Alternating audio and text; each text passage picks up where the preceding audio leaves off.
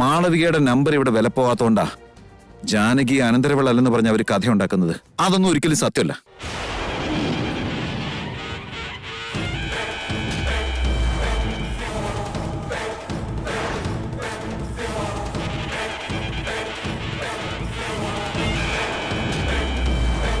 അത് സത്യാണെന്ന് ഇവിടെ ആരും വിശ്വസിക്കുന്നില്ലല്ലോ. അതും ആ ചന്ദ്രിക പറയുന്നത് ഒട്ടും വിശ്വസിക്കുന്നില്ല. അന്ന് ഇവിടെ നമ്മളെ പുറത്താക്കുമ്പോഴും എന്നോട് അവൾ ഈ കഥ തന്നെ പറഞ്ഞത്.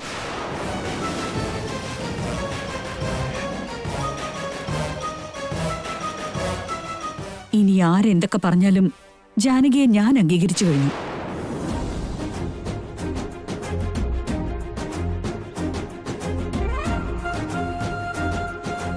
ചന്ദ്രിക മാത്രമല്ല, ഇനി ആരും ജാനകി എന്റെ അനന്തരവളല്ലെന്ന് പറയാൻ പാടില്ല. അതിന് നമ്മളൊരു കാര്യം ചെയ്യണം ദാസേട്ടാ.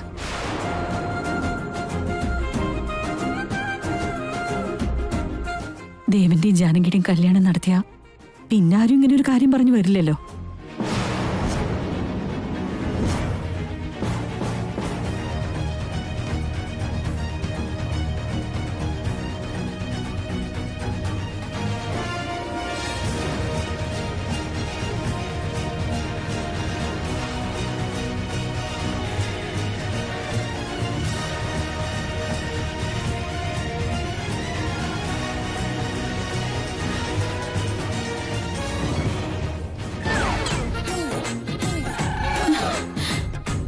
ഇതെന്താ ദേവേട്ടൻ ചിരിക്കുന്നേ? അമ്പലത്തിൽ വന്നപ്പോ തൊട്ട് ദേവേട്ടന്റെ പ്രവൃത്തിയിൽ എന്തോ മാറ്റമുണ്ട്.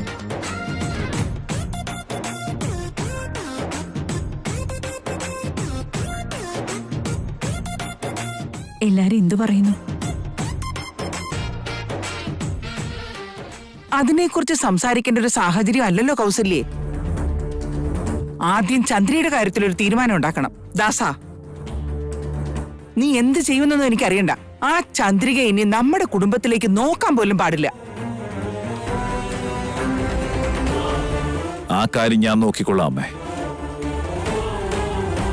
മോളെ ജാനകി, നീ മുറിയിലേക്ക് പോയിക്കോ മോളെ.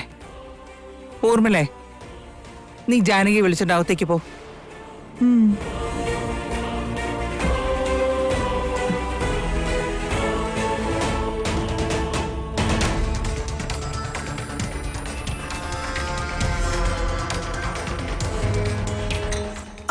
അയ്യോ അമ്മേ, അയ്യോ.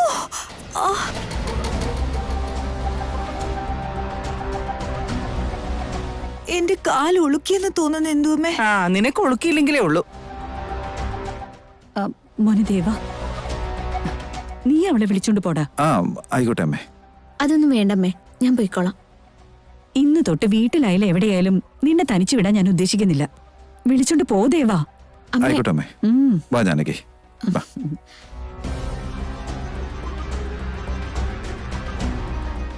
ഇതെന്താ ദേവേട്ടന് പെട്ടെന്ന് എന്നോട് ഭയങ്കര സ്നേഹവും കരുതലും ഒക്കെ? ചന്ദ്രിക അറ്റാക്ക് ചെയ്തോണ്ടായിരിക്കോ? അതോ വേറെ വല്ല കാരണം ഉണ്ടായിരിക്കോ?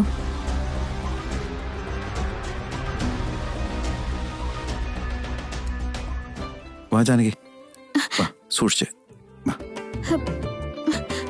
ഞാൻ രോഗിയൊന്നും അല്ല ദേവേട്ടാ. ആ, നീ ഇപ്പൊ തൽക്കാലം എവിടെ ഇരിക്കേ?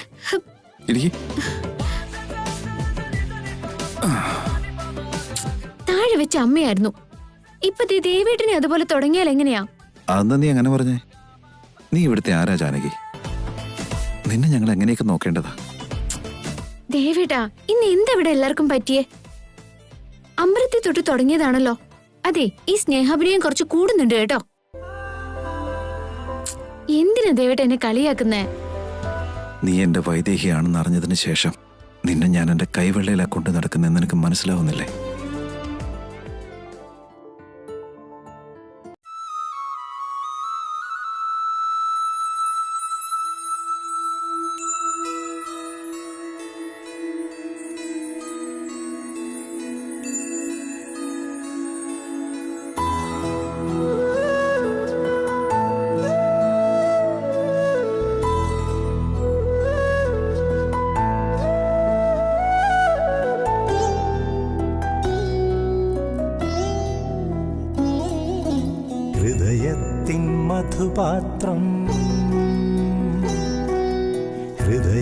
ഹൃദയത്തിൻ മധുപാത്രം നിറയുന്നു സഖി നീയൻ ഋതുദേവതയായ അരികിൽ നിൽക്കേ അരികിൽ നിൽക്കേ ഹൃദയത്തിൻ മധുപാത്രം നിറയുന്നു സഖി നീയൻ ഋതുദേവതയായ അരികിൽ നിൽക്കേ നീയൻ അരികിൽ നിൽക്കേ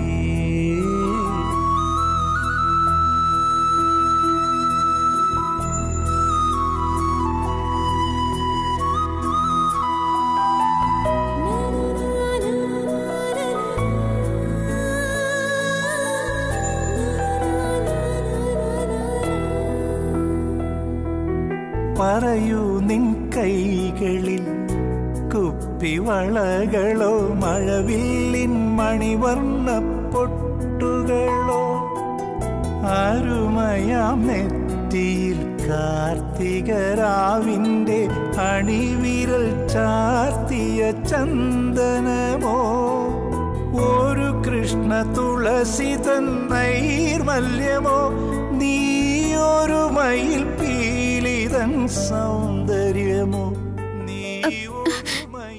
എന്റെ അമ്മേ, ഡേവിഡിന് ഇന്ന് എന്തോ പറ്റിയിട്ടുണ്ട് കേട്ടോ.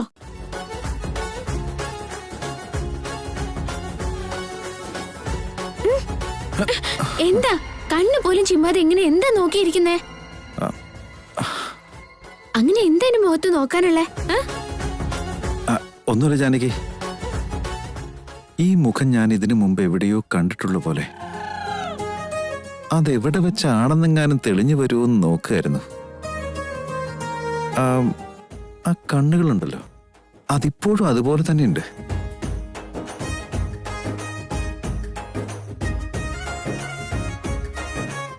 ഡേവിഡിന് ഇത് എന്താ പറ്റിയത്? എന്തോന്നാ അത് ബന്ധമില്ലാതെ എന്തൊക്കെയോ പറയുന്നുണ്ടല്ലോ. ഡേവിഡിന് ഇവിടുന്ന് പോയേ.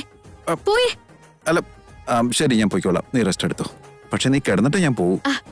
എനിക്കതിന് കുഴപ്പമൊന്നുമില്ലല്ലോ, പിന്നെ എന്തിനാ ഞാൻ റെസ്റ്റ് എടുക്കുന്നത്? ഡേവിഡും പൊക്കോ. അതെ, തലയ്ക്കടിയേറ്റ് ബോധം കെട്ട് വീണതൊക്കെ മറന്നുപോയോ നീ?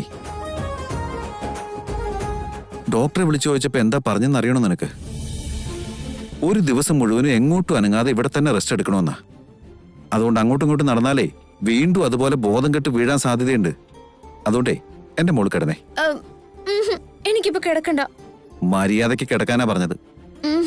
ഡേവിഡിന് എന്ത് വേണേലും പറഞ്ഞോ, എനിക്കിപ്പോ കിടക്കാൻ തോന്നുന്നില്ല. അപ്പൊ നീ കിടക്കില്ല? ഉറപ്പായിട്ടും കിടക്കില്ല?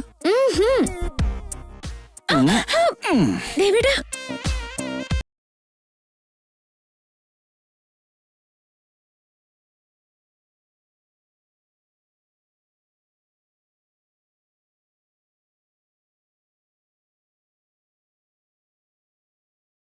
വിടുന്നുണ്ടോ എന്നെ? എന്താ ദേവേട്ടാ ഇത്?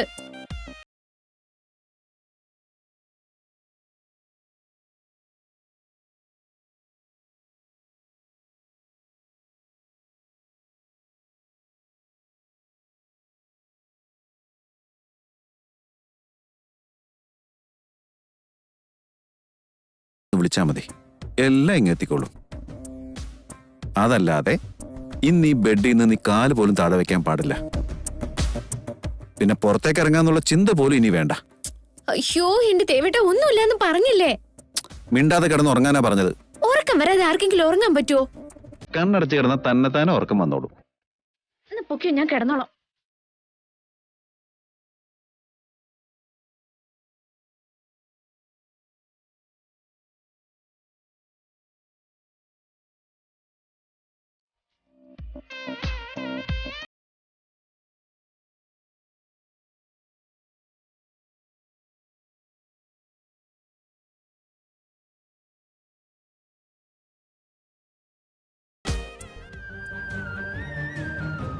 ഇത്രയും കാലം നീ എവിടെയാണെന്നറിയാതെ ഭ്രാന്തനെ പോലെ അറിഞ്ഞു നടക്കുകയായിരുന്നു ഞാൻ. നിന്റെ ചുറ്റുമുള്ള അപകടത്തെ ഭയന്നല്ലേ നീ സത്യം എന്നോട് തുറന്നു പറയാതിരുന്നത്? ആ അപകടം എന്താണെന്ന് മനസ്സിലാക്കിയതിന് ശേഷം അതിൽ നിന്ന് നിന്നെ വെടിവെച്ച് നിന്നെ ഞാനും എടുക്കും.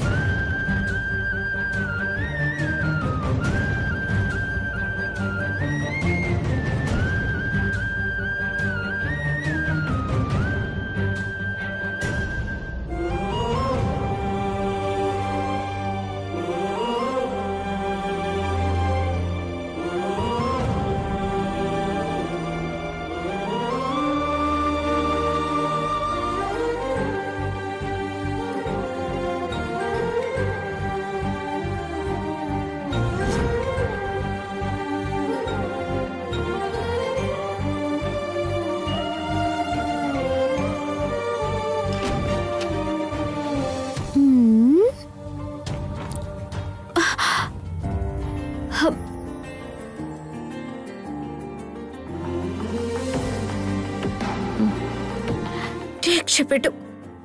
ദേവേട്ടൻ പോയല്ലോ.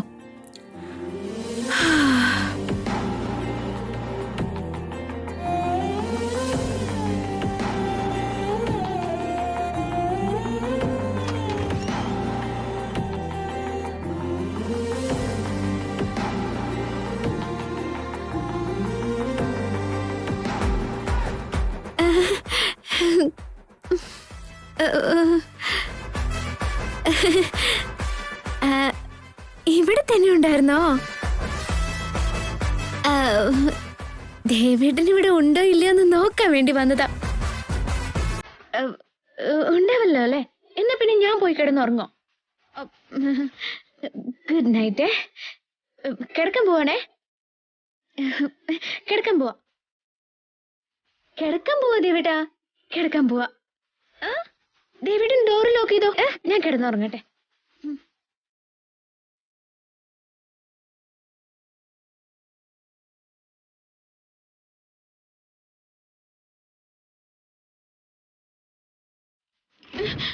രാമാ, അയ്യോ എന്തൊരു സ്നേഹം ഇത്.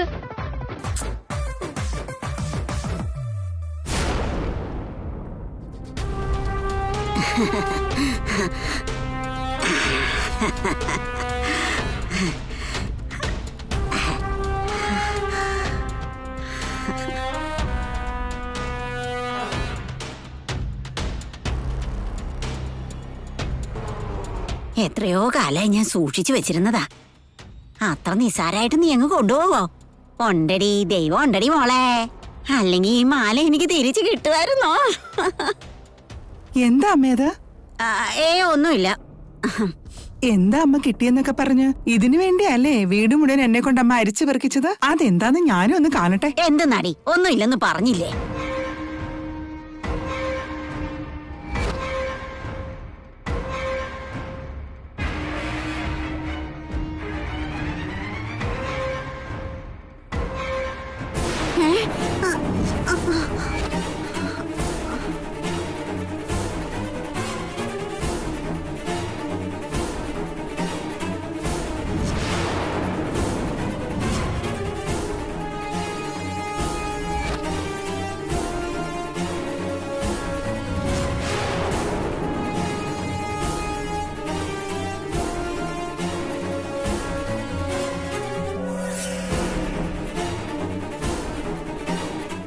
എടാ എടാ രാമ, അതിങ്ങ് താടാ. ഈ മാല എവിടെ നിന്ന് അമ്മയുടെ കിട്ടിയത്?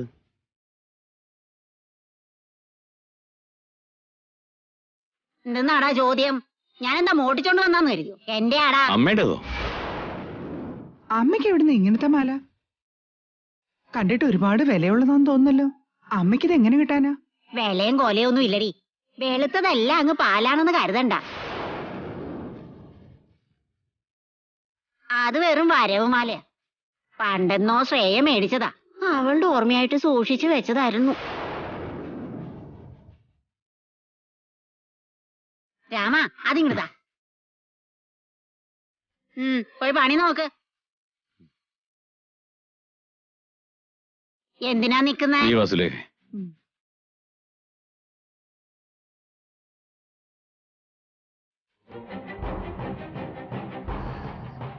ഭഗവാനേ,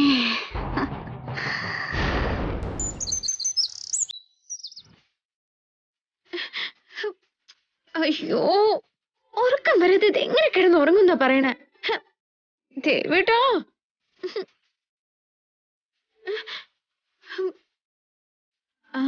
ഇപ്പോഴും അവിടെ തന്നെ നിൽക്കുന്നുണ്ടാവോ?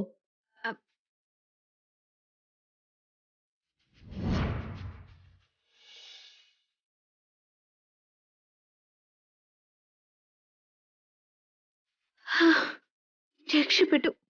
ദേവേട്ടൻ പോയെന്ന് തോന്നുന്നു.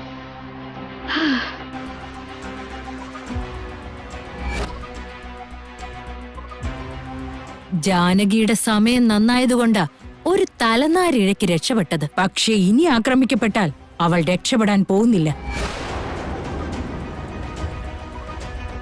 വൈദികയാണെന്ന് പറഞ്ഞാൽ അപകടം എന്ന് കരുതിയത്. ജാനകിയെ കൊല്ലാൻ അവരെന്തിനെങ്ങനെ പുറകെ നടക്കുന്നേ? ഇങ്ങനൊരവസ്ഥയിൽ ചന്ദ്രികയുടെ അടുത്തുനിന്ന് എന്റെ അച്ഛനും അമ്മയും ആരാണെന്ന് എങ്ങനെ ചോദിച്ചു മനസ്സിലാക്കും?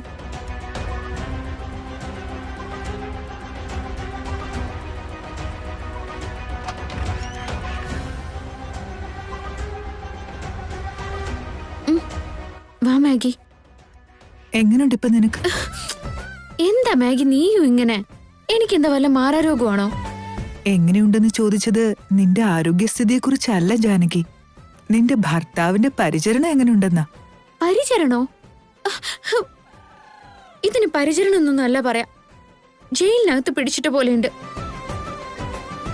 ദേവേട്ടന് എന്താ പറ്റിയ മാഗി? അമ്പലത്തിന്റെ അവിടെ നിന്ന് തുടങ്ങിയതാ. ഭയങ്കര ഓവർ കെയറിംഗ് ആണല്ലോ കാണിക്കുന്നെ. നീ അവന്റെ ഭാര്യയല്ലേ, അത്രയെങ്കിലും കെയറിംഗ് ഇല്ലാതിരിക്കോ? ദേവേട്ടന്റെ ഭാര്യ വൈദേഹ്യ, ഈ ജാനകി ഒന്നുമല്ല. രണ്ടും ഞാൻ തന്നെയാ. പക്ഷെ ജാനകിയോട് ഒത്തിരി സ്നേഹം കാണിച്ച എനിക്ക് അത് തന്നെ വൈദേഹിക്ക് വിഷമാവില്ലേ മാഗി?